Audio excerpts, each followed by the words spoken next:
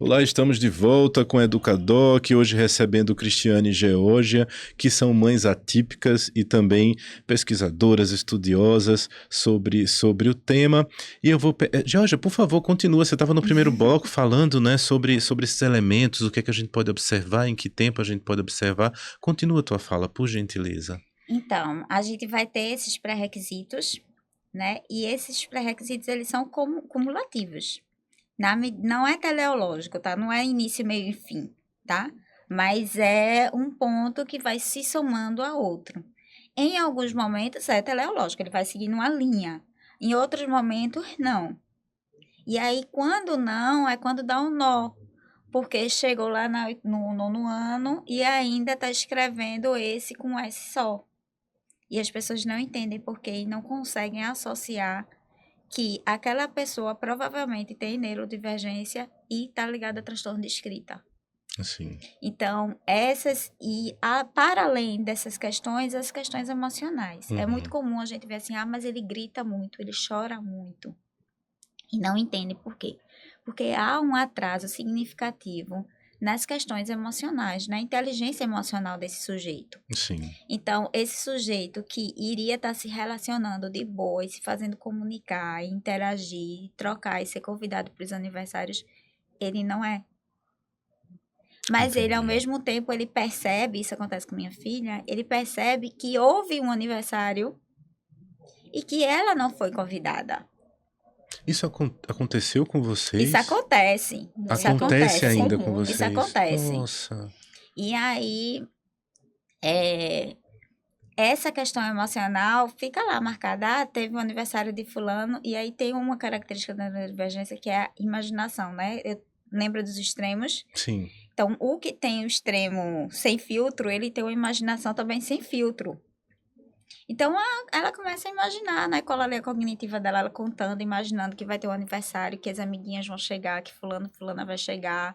E aí eu fico ouvindo aquele movimento dela, né? Entendendo o que é que ela queria, entendendo o luto dela de não estar pertencente àquele grupo que ela gostaria de estar.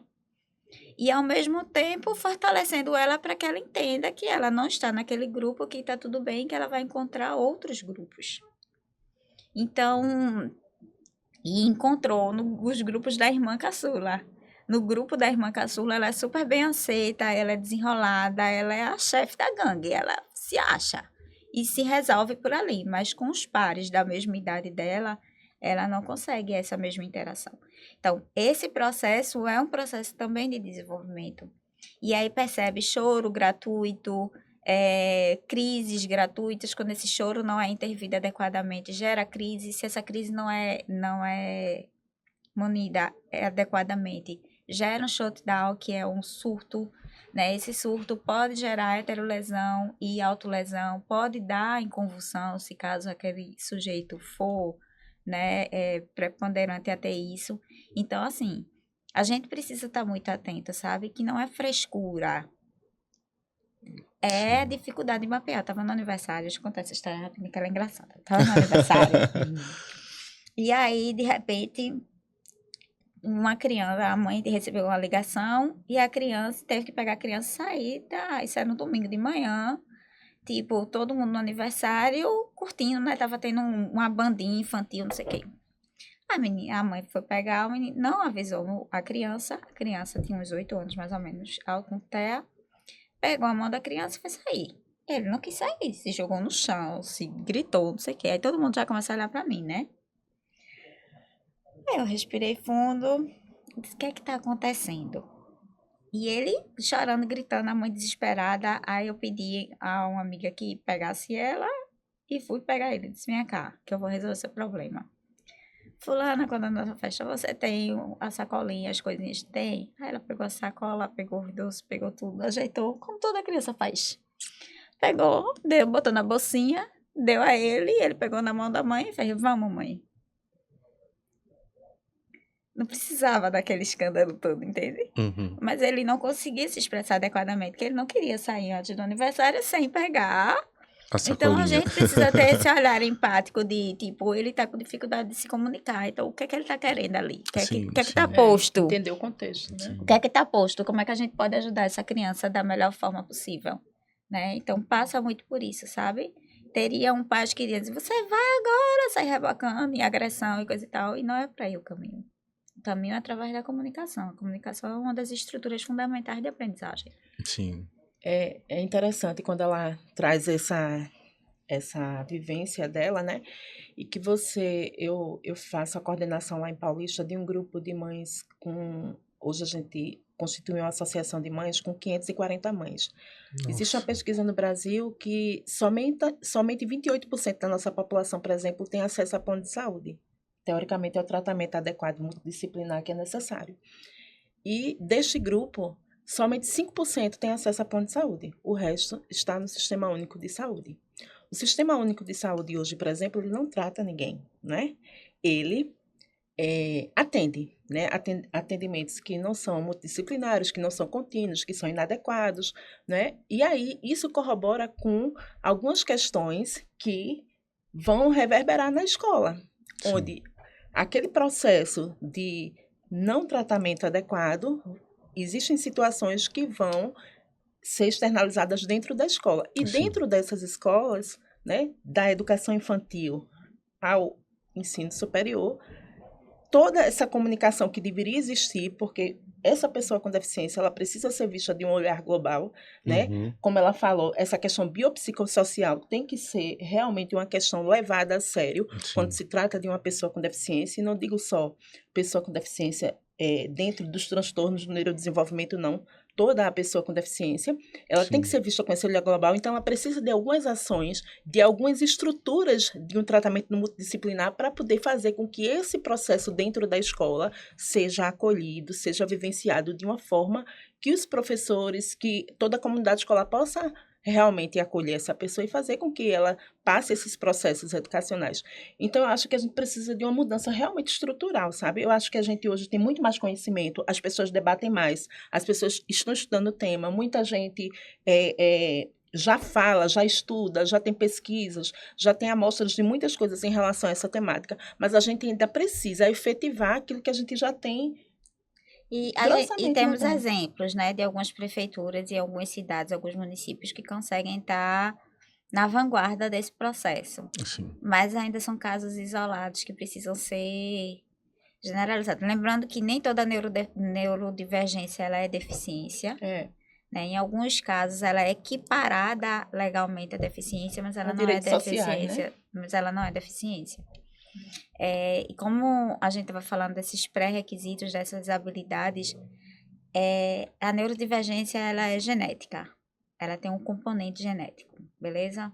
Se ela tem um componente genético, a gente está falando de uma mãe ou de um pai que provavelmente também tem neurodivergência. E aí, essa mãe e esse pai também já foi negligenciado numa outra geração onde isso não se falava. E aí, esse pai e essa mãe já vem com um combo de uma bola de neve de algo que não foi regulado lá na infância, nem na adolescência, nem na fase adulta deles, tá? Então, muitas vezes, esse pai e essa mãe que tem essa dificuldade, faz assim, mas ele era igual a mim. Mas você era neurodivergente, você precisava de ajuda, mas na época não Sim. tinham pessoas adequadas para lhe ajudar, mas hoje tem. Então não permita que seu filho passe pelas mesmas coisas desafiadoras que você passou. Sim. E isso eu falo para aqueles meninos que são considerados um menino danado, filhote de saci, deixa eu ver os termos pejorativos que eu já ouvi. Filhote de saci, Pokémon evoluído. E a gente vai ouvindo várias pérolas, assim, que falam sobre essas crianças que não estão dentro dos padrões. Sim, sim. Cris, você falou de uma forma muito interessante sobre essa relação com a escola, né? Tende a se tornar mais difícil esse percurso na medida que esse estudante ele sai da educação infantil, vai para o fundamental, vai para o ensino médio, porque eu percebo que existe um mito das pessoas acharem que a deficiência, por exemplo, ela vai deixar de existir. Então, na medida que esse estudante ele vai galgando outras etapas de ensino, parece que é mais difícil ter acesso a equipamentos, a profissionais. Isso realmente acontece ou não? Fato. a gente lida muito com isso, nesse escopo que eu falo dessa associação de mães, onde a gente vê que hoje muitos profissionais estão voltados para atender, para tratar pessoas que estão na educação infantil, no ensino fundamental. Quando a gente vê adultos ou adolescentes, a gente já vê a dificuldade de profissionais, não só na educação, mas na saúde. Não é? A gente vê, por exemplo, vários neurodivergentes que já estão dentro da universidade, onde as mães foram lá para poder conversar sobre o processo de inclusão dessa pessoa com deficiência, da adaptação de currículos, de atividades, de avaliações, que realmente são invisibilizados, porque parece que, como eu tinha falado anteriormente, que a neurodivergência, a atividade da adaptação da educação especializada só está para a educação infantil. Né? E não é esse o processo, porque essa pessoa com deficiência ela vai passar por todo um seriado, ela vai Sim. chegar na universidade. E no Então, mundo do trabalho depois, exato. né?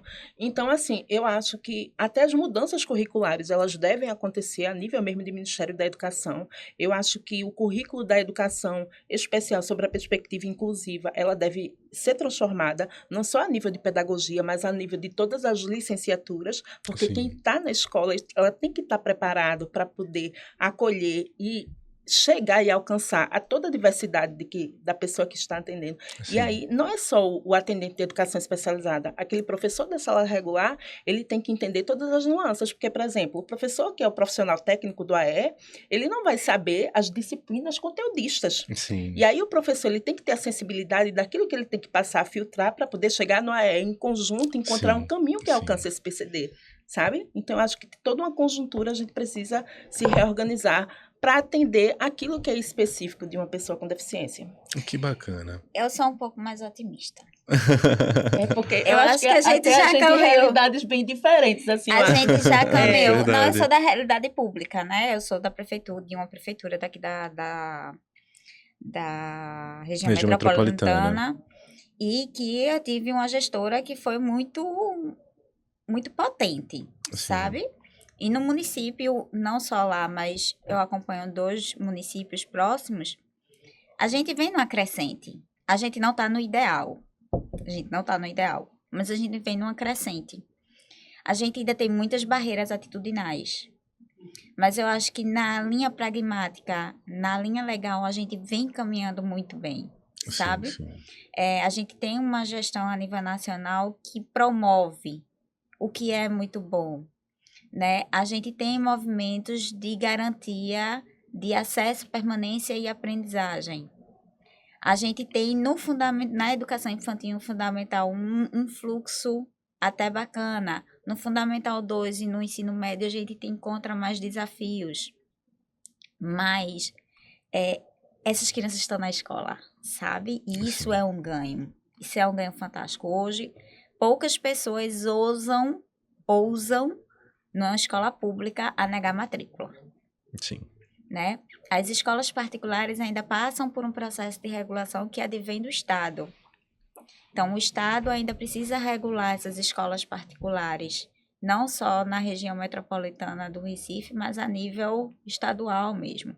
Mas eu penso que a gente vem caminhando muito, e tem muitas mães como nós, muitas pessoas como nós, que vai fazendo no miudinho e que vai construindo um trabalho, e esse trabalho é fundamental, porque a gente sabe que ao longo de toda a história, toda mudança advém dos movimentos sociais. Verdade. Sim. E os movimentos de mãe, ele é esse movimento. Eu faço um movimento de mãe, mas é um movimento muito mais, vamos dizer assim, pedagógico, no sentido de vamos construir uma rotina, vamos organizar, vamos deixar a casa mais organizada, vamos deixar as atividades estruturadas, vamos saber Porque se essa criança, porque a gente estava conversando sobre saúde mental, se essa criança não bebe água, não dorme, não come, não se alimenta adequadamente, enfim, ela não vai ter o repertório necessário, a estrutura necessária para chegar numa terapia e responder bem. Então, muitas vezes, a gente vai terceirizando situações que são nossas como mães e nossas como profissionais, né?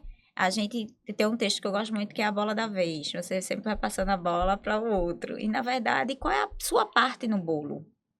Sim. Sabe? E eu faço esse convite a todo mundo que está assistindo. Qual é a sua parte no bolo? Então, você quer uma fatia desse bolo, você tem que colaborar com a construção desse bolo, né? Então, esse bolo você está vendo alguma criança dando escândalo? Pergunte à mãe se ela precisa de ajuda. Sim. Cuide, proteja ela de algum acidente. Você está vendo uma criança que está passando por um determinado processo? Chegue para a mãe e pergunte a ela, você quer ir no salão de beleza? Eu fico com seu filho para você ir no salão de beleza. Muitas vezes eu quis isso. Eu queria dormir.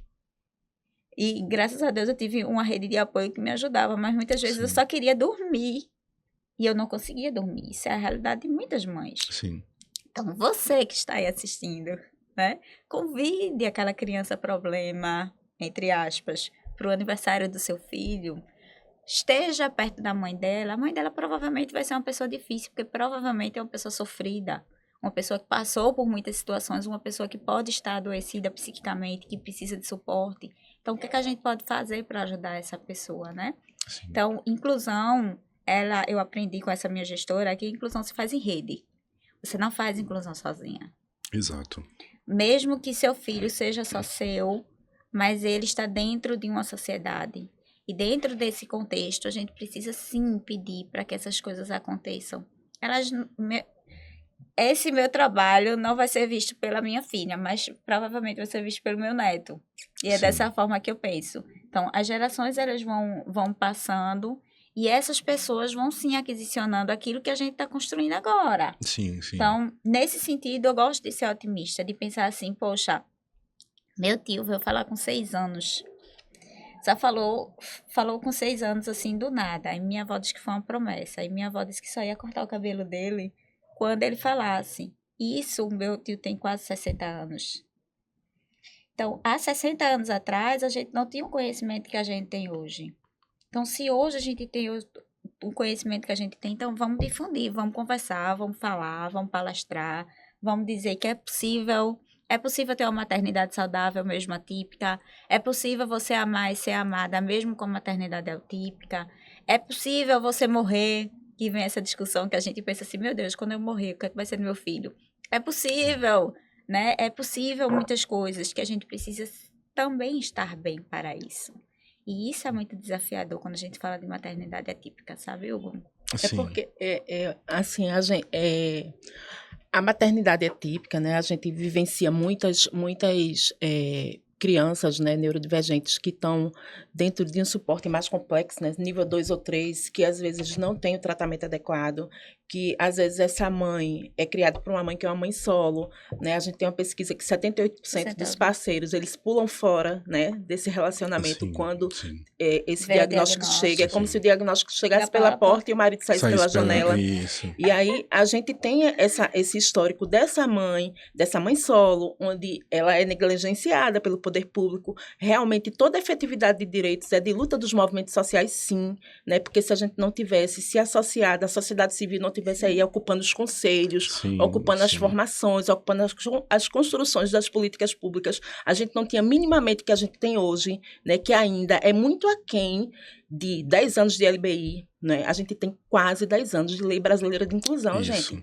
Para a gente hoje ainda ter cenários de pessoas com deficiências estarem impedidos de ir para a escola porque não tem um apoio escolar. Sim. Eu tenho quadros de pessoas com deficiências que não estão na escola ou que estão invisibilizadas, porque não tem um suporte adequado, porque não tem assim... Então, assim, a gente evoluiu. Historicamente, a gente vinha de um processo de que a pessoa com deficiência era exterminada. E a gente está vivenciando o processo de inclusão que ainda não é inclusão, sabe? Porque quando você invisibiliza, você realmente não inclui. E a gente precisa não só falar para a comunidade dos neurodivergentes, mas para toda uma sociedade, sabe? Porque a gente precisa educar para a diversidade. Não é só a diversidade da pessoa com deficiência, é toda a diversidade. A gente precisa educar os nossos filhos, que são típicos, para a diversidade. A gente precisa educar a sociedade para a diversidade. Sabe, a gente tem que ser acolhido nesse processo educacional mais amplo. Sim, com certeza. Agora, Cristiane, deixa eu aproveitar a tua fala e fazer uma pergunta. Como é que a neuroatipicidade vem sendo trabalhada dentro das escolas públicas e privadas depois de 10 anos da LBI? Eu pergunto a você e pergunto a Geórgia também. Aproveitei a tua fala. Então, dentro desse movimento, que eu digo, os movimentos sociais muito fortes, né, ocupando hoje os conselhos de educação, os conselhos de assistência, os conselhos intersetoriais ligados a toda essa perspectiva de diversidade essa pessoa com deficiência como uma pessoa global. Hoje a Sim, gente tem ocupado esses espaços e essa discussão realmente ela tem sido muito mais efetiva. sim. Hoje a gente tem muitos instrumentos de inclusão dentro das escolas, mas ainda meio de forma isolada, de forma, especificamente do AEE, não envolvendo toda a comunidade, porque toda a comunidade é necessária estar inclusa Sim, nesse sim, processo, sabe? sim, com Porque é um certeza, processo com social, certeza. um processo global. A gente tem realmente trazido esses instrumentos para serem discutidos, debatidos, vistos de forma técnica, mas eu acho que a gente ainda precisa de uma mudança mais estrutural.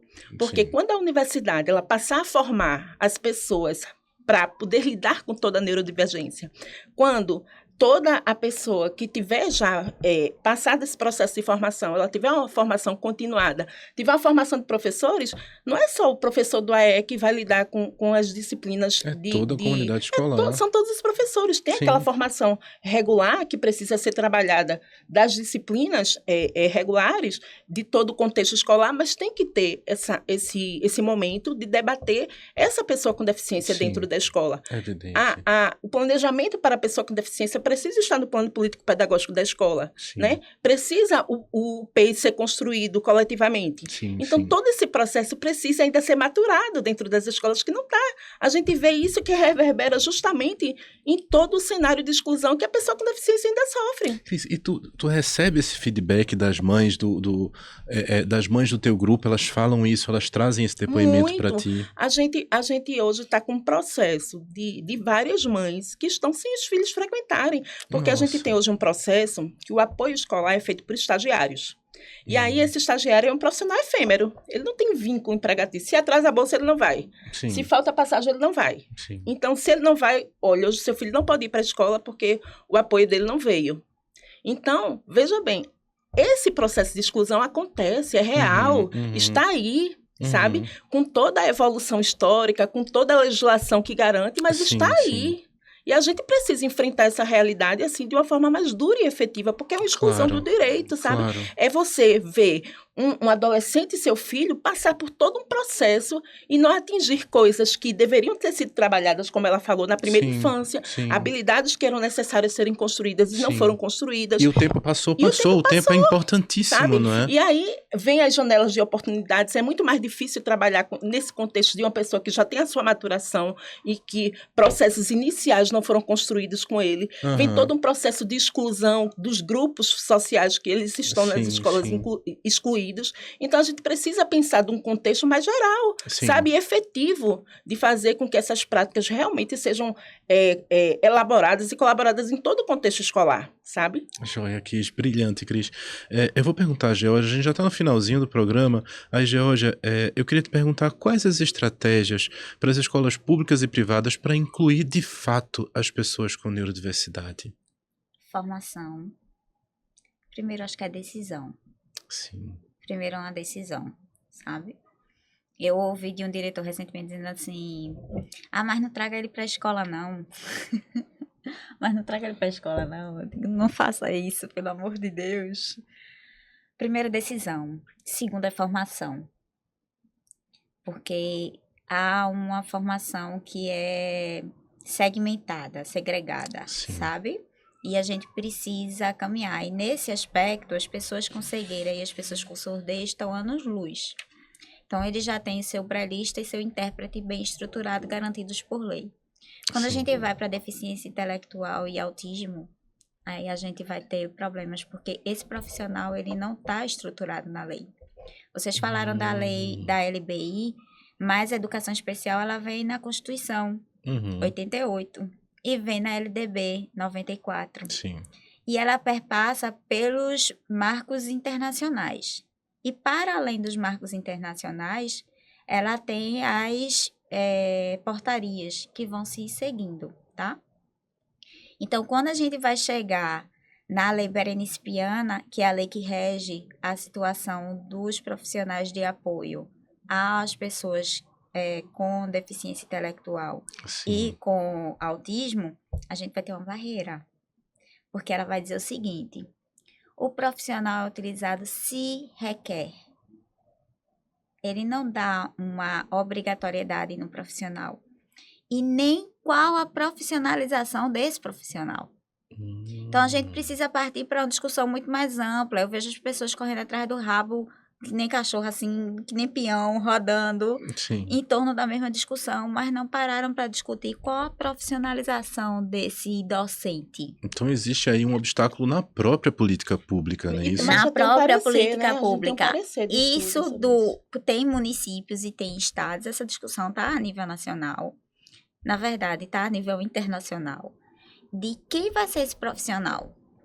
No caso de uma pessoa que tem paralisia cerebral, né? Algum nível de paralisia cerebral. Como vai ser o acompanhamento dele? O acompanhamento dele é diferente do acompanhamento de uma pessoa com autismo de nível de suporte 1, que é diferente de uma pessoa com Down com nível de suporte 3. Sim, sim.